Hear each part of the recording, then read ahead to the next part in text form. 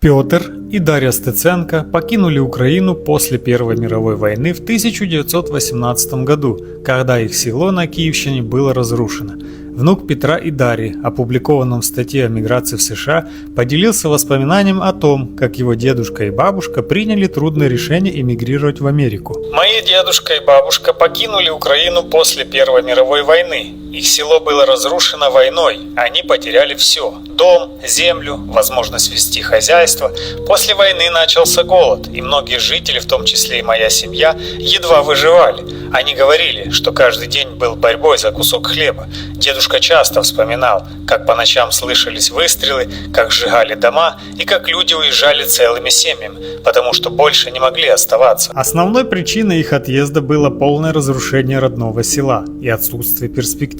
Оба понимали, что у их детей не будет будущего в этих условиях, и несмотря на страх перед неизвестностью, они решили рискнуть. Дедушка говорил, что это был самый трудный выбор в его жизни. Он не хотел уезжать, ведь это была его земля.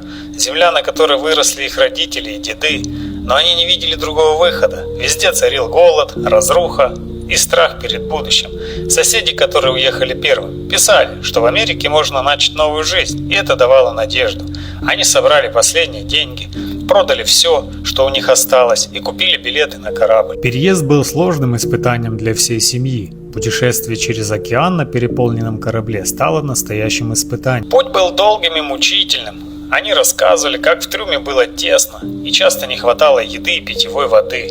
Многие болели, особенно дети, и не все выдерживали этот трудный переход. Но дедушка говорил, что самое страшное было позади. Когда они увидели берег Америки, это был момент, когда появилась надежда, что теперь у них есть шанс на новую жизнь. Ощущения по прибытию в Америку были смешанными. Радость от того, что удалось выжить и добраться, сочеталась со страхом перед новой страной и незнанием языка. Когда они прибыли в Нью-Йорк, дедушка говорил, что у него было двоякое чувство. С одной стороны, он был рад, что они наконец в безопасности, что война и голод остались позади, но с другой стороны, они не знали, что делать дальше. Язык был барьером, и никто из них не понимал ни слова по-английски. Местное население не всегда встречало их с радушием, их называли новоприбывшими и считали чужаками, особенно в первые месяцы.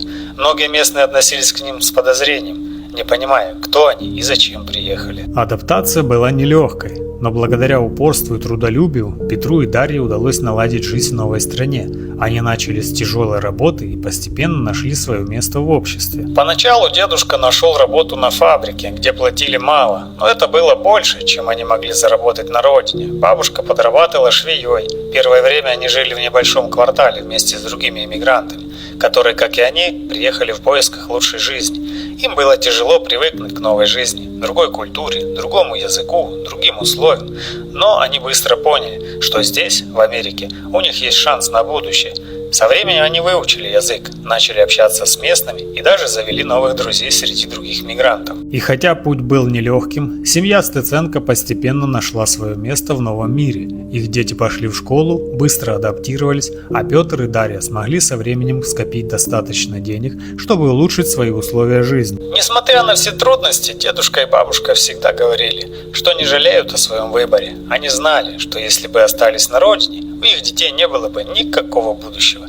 Здесь, в Америке, их дети выучили язык, получили образование и смогли построить свои семьи. Дедушка часто говорил, что это был огромный риск, но он стоил того. Теперь, спустя годы, мы можем жить лучше, благодаря их смелому решению покинуть родной край и начать все заново.